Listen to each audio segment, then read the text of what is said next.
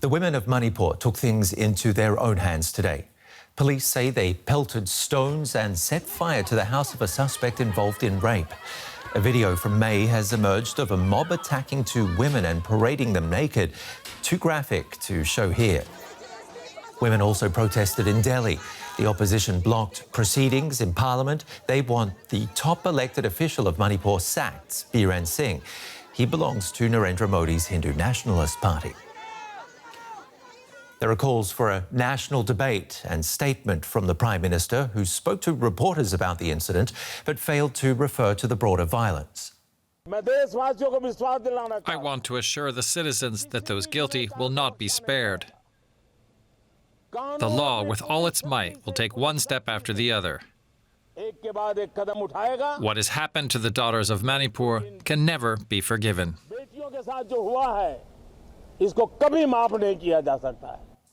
DW's Manira Chowdhury says there's anger on social media that this has taken so long and that so many of the perpetrators are still at large. Shocked reactions have been pouring in from all sides, urging the government to take action. People on social media are expressing shock and disgust over how the incident took place 2 months ago and the perpetrators were not nabbed earlier. Even Prime Minister Modi finally broke his silence for the first time on the violence in Manipur, saying that the guilty will not be spared. So far, 4 men have been arrested in the case. The women in the video belong to the Kuki tribal community and the men reportedly to the Methi community, the two communities clashing amongst themselves, leading to over 100 deaths in the state in the past 2 months. Well, ethnic tensions in Manipur go back decades. Over 3 million people live in the mountainous state on India's border with Myanmar. Since violence erupted in May, more than 60,000 people have fled, mainly to government camps. The women in the video were just some of the many injured or killed. The state's chief minister says the offenders will be held responsible. The state government will make effort to get the culprit the maximum punishment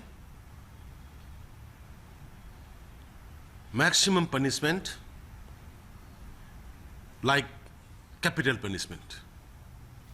The violence in Manipur has been described as a state of civil war and has drawn international outrage.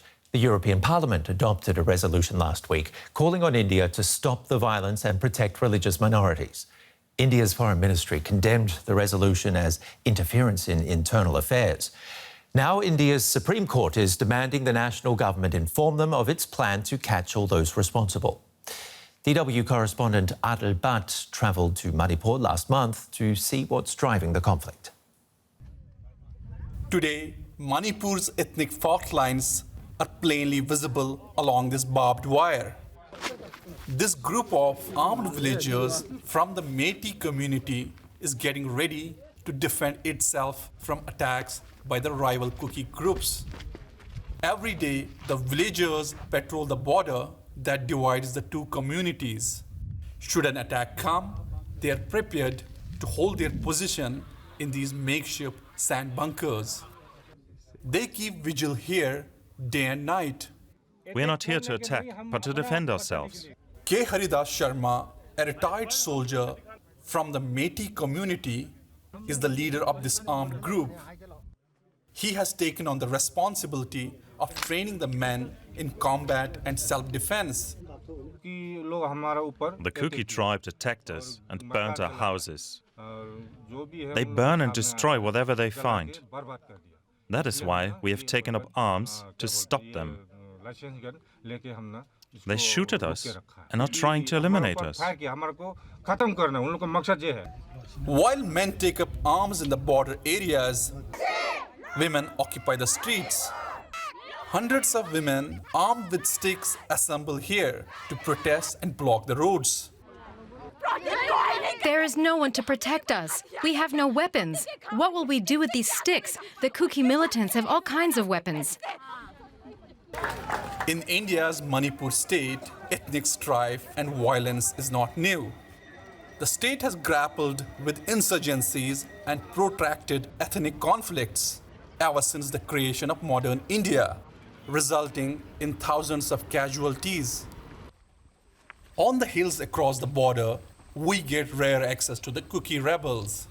Don Wapi, their leader, takes us to an undisclosed location in the hills. In this camp, they're constructing bunkers with sandbags. Wapi briefs his men to prepare for attacks. And if they come again like that day, so you shot them and then defend it. They show us handmade weapons inscribed with "Made in Kuki." Wapi says they are fighting for a separate state. The Kuki is called Kuki land. There is no member of parliament representing us in the parliament also who will hear us. So we have to shoot the gun so that we will be heard in Delhi also in everywhere possible. Defending our lands because we have been wrongly accused of as a drug seller community and forest destroying community. Far from the rebels' position in the hills, these Kuki women have assembled to mourn the death of their men. With the current spate of unrest, tensions in the ethnically divided region have shown no signs of easing. Also joining us from Delhi is Ajay Sani. He's no stranger to this show or topic. We spoke to him a month ago in the middle of this unrest. He's Executive Director of the Institute for Conflict Management. Thanks for being on DW News Asia again. You said back then there'd been a significant clampdown in Manipur with the army deployed. Obviously, that wasn't enough. You see, I think you need to understand the Indian constitutional system. The elected representatives are at the apex of power. If there is, shall we say, malfeasance at that level, nothing can be controlled below.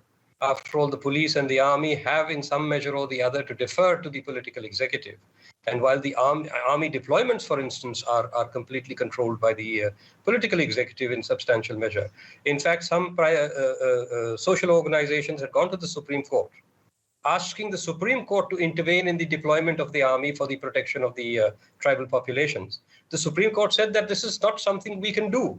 We can't be directing deployments from the bench. It has to be done by the state, and it asked the state to protect the hill tribes. So evidently, if such observations are being made by the Supreme Court, it means that there is something deficient in the deployment and direction of the forces on the ground. When you say the state, are you referring directly to the Prime Minister, Mr. Modi?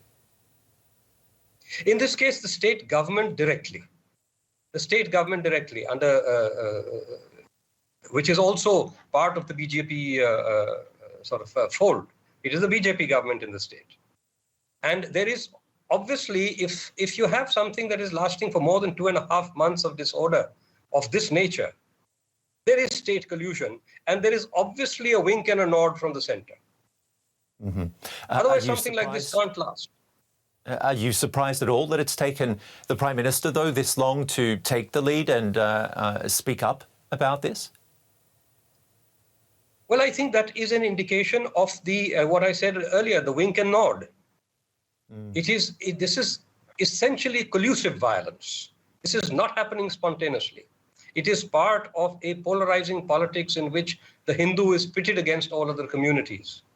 It is part of the integral electoral and political mobilization strategy of this party.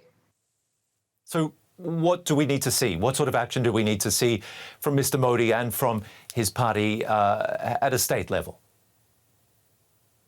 Clear directives, first of all, to cleanse the political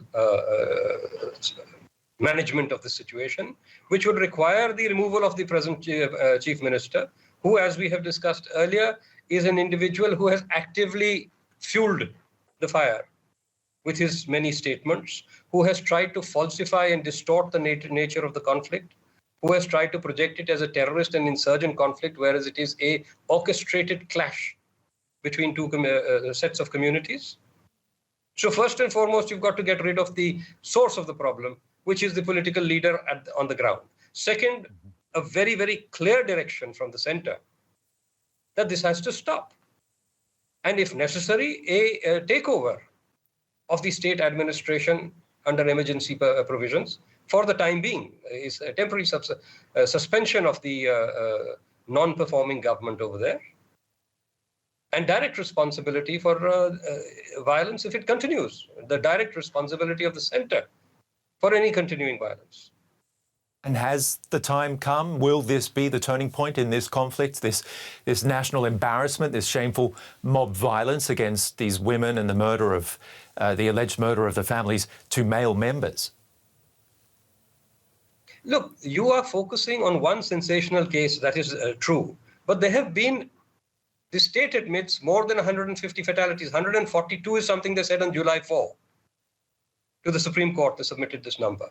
There have been hundreds of atrocities. Hundreds of homes have been burned down. Here you see it as in a video. It is so shocking to you. But what is being shown to you here has been repeated again and again in so many other areas. It's not something, and this is not something you react to international embarrassment. This is a complete failure to perform the fundamental duties of the state. That is what we must respond to.